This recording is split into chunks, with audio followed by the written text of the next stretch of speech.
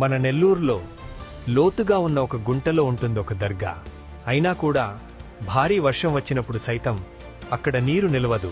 ఈ దర్గా ఎంతమందికి తెలుసు?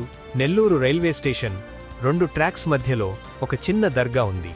ఈ దర్గా ఒక సూఫీ సంత్కు చెందినదిగా చెబుతారు.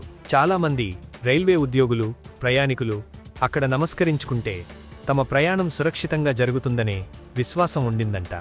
రైల్వే స్టేషన్ నిర్మాణం జరిగే సమయంలో ఈ దర్గా అప్పటికే అక్కడ ఉండేదని, అందుకే దాన్ని తొలగించకుండా 2 వైపులా ట్రాక్స్ వేశారని స్థానికుల నమ్మకం.